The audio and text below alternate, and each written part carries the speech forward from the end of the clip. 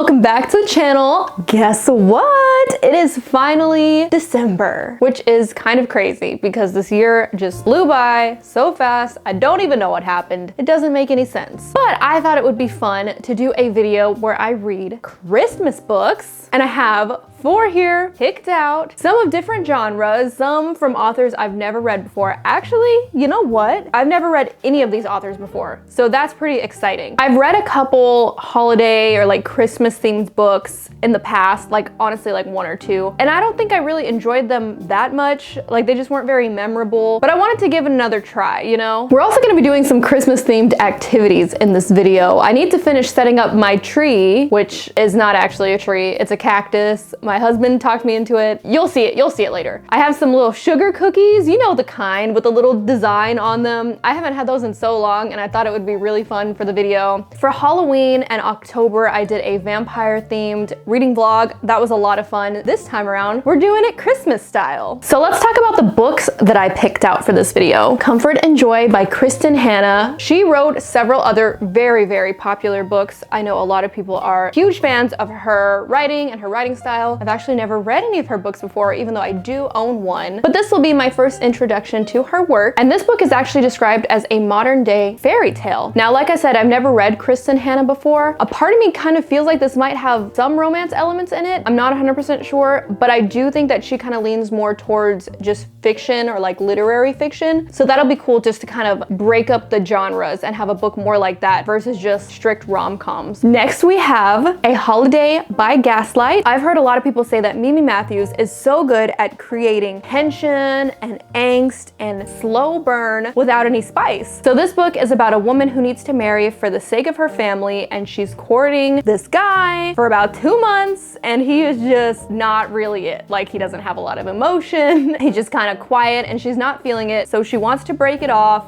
but then her family freaks out and like things go haywire. So she ends up giving him one more chance by inviting him to Christmas. And that's just the premise I read on the back, and that sounds really cute. It's really short, so it's probably gonna be short and sweet, and I'm very much looking forward to it. So the final book that I have is Bright Lights, Big Christmas by Mary Kay Andrews. Once again, like I said, another author that is super, super popular that I have not read yet, and I'm finally excited to get the opportunity. So this book is about a woman who is a Christmas tree farmer in North Carolina, and she travels with her brother in an RV all the way to New York City to sell Christmas trees on a street corner, which is kind of a fun concept, honestly. And she meets this guy there and the romance begins. Just from what I was reading in the little synopsis here, it kind of feels like this book is going to give the feelings, like the childhood Christmas, warm, fuzzy feelings, you know, like just being with family, coming together, stuff like that. And I guess in her instance, coming together with people she doesn't really know, almost in like a found family aspect. And I feel like that could be really cute and fun. What do I want to start with? I think we're gonna start off Bright Lights, Big Christmas, because I think that this one is a little bit more emotional, if I'm not mistaken, which I still love books that have depth and emotion. But let's start off light and fun, and then we'll get to this one in a little bit.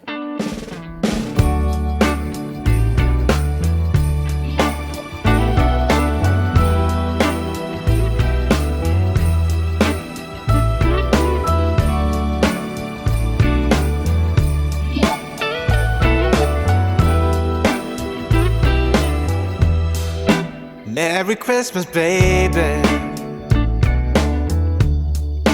Reindeer's coming out to play. Santa Claus is packing the presents, making sure you've been behaving okay. Merry Christmas, honey. Yeah. The snowman's dusting off his hat, putting on the show for everybody, to give them a smile that lasts another year. There's something that happens when sleigh bells are ringing, when December ends, when the children are singing. Okay, a little update. So I'm a little over halfway done. I kind of flew through this. Like, I was not expecting to read this book that fast, but it was really easy to read. The print was pretty big on, like pretty spaced out on the page. So I feel like I've been flying through this. I've been listening to the audiobook a lot too, and the audiobook is actually pretty good, I think. So far, it's going good. I feel like it's a cute, fluffy story.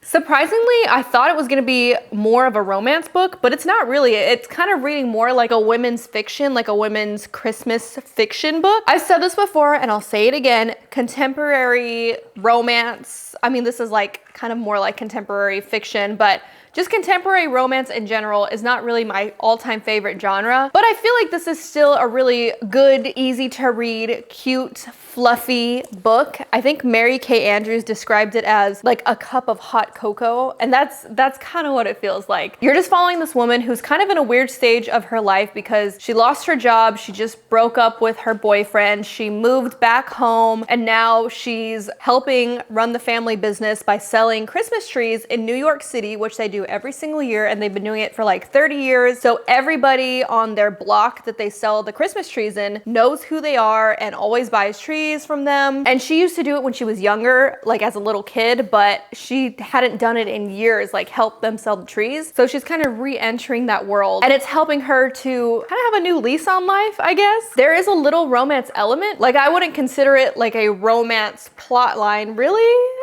I don't know, like it kind of happened really, really quickly, but there wasn't really much romance involved, but like there is. I don't really know how to explain it. I don't know, but it's going good. Like, it's not my favorite book of all time, but I feel like it is really cute for the holidays.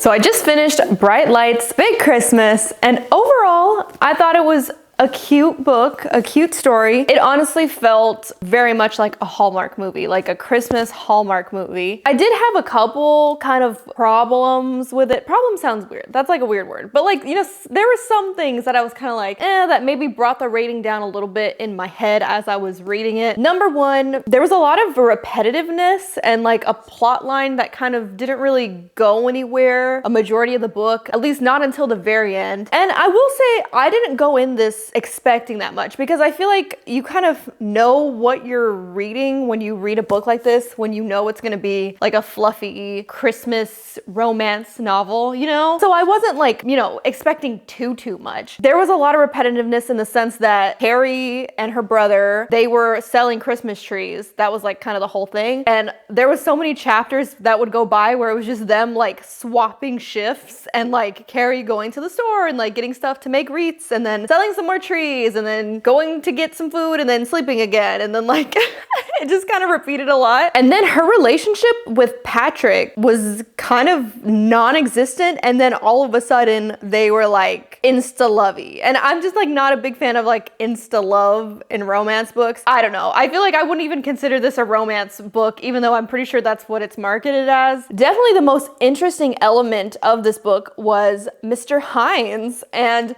we didn't really explore his character in much depth until kind of the end of the book, but that was definitely the most sentimental and most interesting part. And I almost wish the book was focused on him as the main character, because I feel like that would have been a more interesting book. I think overall, I'll probably give this one a 3 stars. I think a 3 star. I feel like a 2 sounds not good. Like that doesn't feel right. 3 star, I feel like still feels kind of high. No, that sounds mean too. No, I don't mean it like that. But like I feel like 3 star is solid for a book like this. So for the next book, I think I want to switch up the genre a little bit. I think I'm going to finally read A Holiday by Gaslight.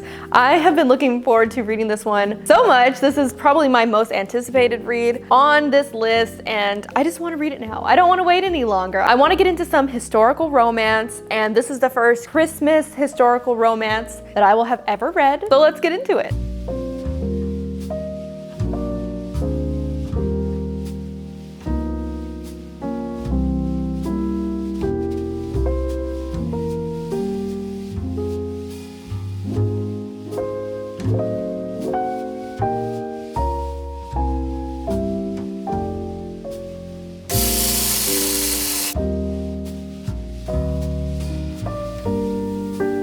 The gingerbread whipped cream is actually really good.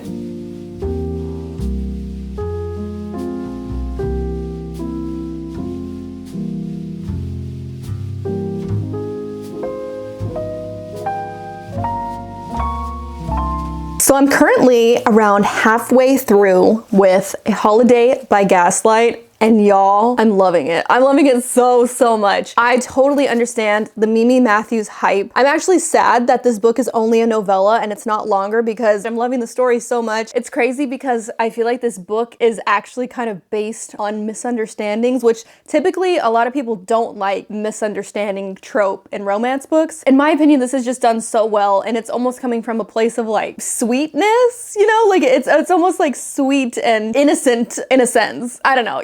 You'll just have to read it and know what I'm talking about. Books like these remind me why I love this genre so much. This is one of my favorite genres. Honestly, historical romance is probably in like top 3 genres, if not top 2, behind fantasy romance. It's so freaking good, and I feel like it's such an underrated genre. More people need to read it.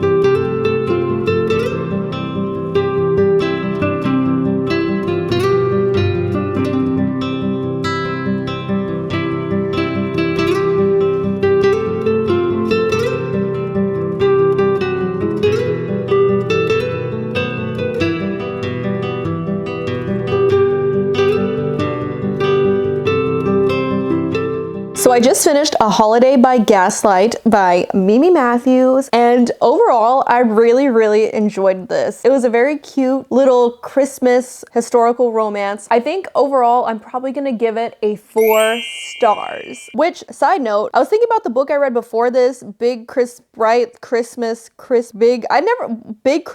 Lights, something like that. I think I'm gonna lower that one a little bit to a 2.75. I was thinking about it and it wasn't a 3 star. 2.75. So I really like Mimi Matthews' writing style. It flows very well and it's super easy to read. I feel like she's also pretty accurate with a lot of stuff. Like I was reading the author's note afterwards and she talked about how she referenced a lot of things that happened in actual history. Like obviously this is a fictional story, but it was kind of interesting to learn about some of the other stuff happening during that time period. Like the introduction of Gaslight, hence the title, Holiday by Gaslight, which has a huge importance in the story, but stuff like that was new, like getting your house fitted with gaslight or like indoor plumbing, and you're kind of learning about all these advancements at this time period too and how different people were reacting to them. I think the reason that I rated this a 4 star instead of a 5 star is, even though I really did enjoy it a lot, I think that the beginning of the book was a little bit better, started off a little bit better than how the rest of the book went. Not that it was bad or unenjoyable, but like I was so giddy in the beginning because I was so excited. I really liked the 2 main characters and I liked kind of how their relationship was starting, kind of based on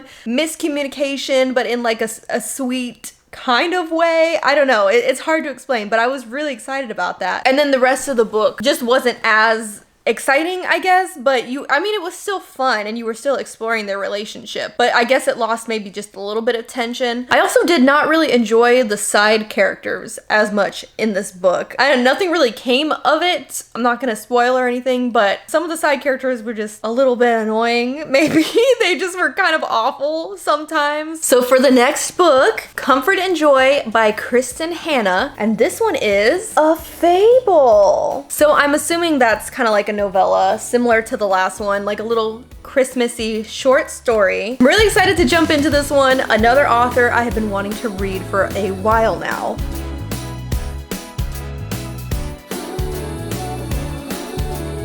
So we're currently heading to a Christmas themed bar. It looks really cool. I saw it all over Instagram. They have a bunch of like themed drinks and little food and it's super, super decorated. So we'll see how it is. Jingle bells, jingle bells, jingle all the way.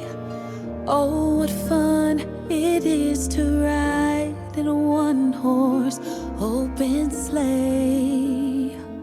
Jingle bells, jingle bells. I think I'm gonna get the Yippee-Ki-Yay, even though Die Hard is not a Christmas movie. Can I have the Yippee-Ki-Yay one and the Rudolph's replacement? Of course, yeah.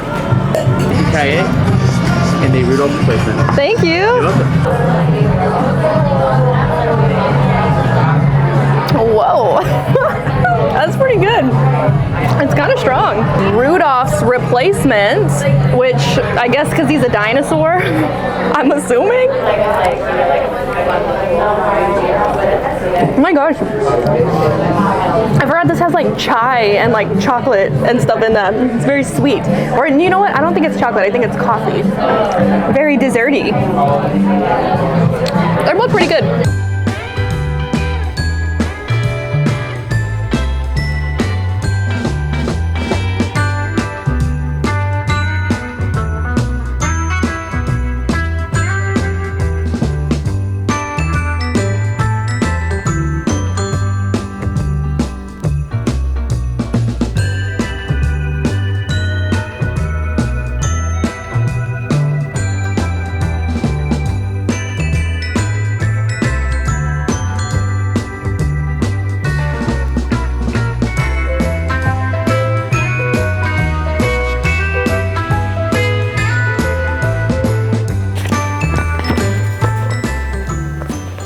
I feel like I need to think about this one for a little bit and decide how I fully feel about it. Okay, so I've literally been sitting here stewing on this book for a good while now because I feel like I needed to formulate my thoughts properly on how I felt about it. Don't go into this book lightly because it is not a very lighthearted book at all. Like, at all. Let me just give you, I guess, kind of what it's about without going into spoilers. What I'm gonna say here happens within the first chapter, so I don't really consider this that big of a spoiler at all. So basically, Joy, she is recently divorced to her husband because she found out that her husband was having an affair with somebody she's very close to. I'll put it that way. So it started off like I was like, okay, like where's this story gonna go? So later, something happens and more information comes out about the affair and she gets confronted with it basically, and she all of a sudden just gets in her car and drives away and drives to the airport and just gets onto the next plane she can find to this town called Hope. And then the story kind of goes from there, which sounds crazy because that is so early on. If you think that her husband having an affair with somebody she's very close to is the worst thing that happens to her, that is absolutely not the case. It kind of gets worse, which is crazy. I'm not gonna say what happens though. But up until that point, I felt like the story was actually going good. Like I was super interested. I wanted to know what she was gonna do. I was like, okay, this is gonna be a story about somebody who went through something really terrible and maybe it's gonna be about her kind of, you know, being strong and getting through it. And I do think that that's what the story was trying to be. I think that that's what this author was trying to convey. A lot of things just didn't really translate very well for me, I guess, because something happens early on in the book that is just so unbelievably unrealistic. And I will say that it does get explained towards the end of the book, but it doesn't get explained until way, way later. It was hard for me to get over how crazy it was. And I know fiction is fiction and this is marketed as a fable, but I just had to try so hard to suspend my disbelief because it was so unbelievably unrealistic. And eventually I was just like, okay, just get over it, just let it go, let's just keep going and see where the story goes. And eventually it did kind of make sense, I guess, with the explanation we got. I will say that I didn't see the twist coming at all. I thought I knew where the book was going and I was not really right, but I still feel like the explanation wasn't that great of an explanation for everything that happened. The whole book was just a little bit strange to me. It almost just kind of icked me out a little bit, to be honest. I'm not gonna lie. I've heard such incredible things about Kristen Hanna, and this was my first book of hers, and I was like, ooh, I don't know. But her writing is so good though. Like her actual physical writing style is very good. So I do believe that with a different story, maybe I'll enjoy her books more. So I am definitely gonna give her other books a try. We'll see how they go though in the future. But you know, I'm not writing you off yet, Kristen Hanna, but this was not my favorite one. I think I'm gonna give it like a 2-star, to be honest. All right, y'all, well, thank you so much for watching. I hope you all have a very Merry Christmas and Happy Holidays, and I will see you in my next video.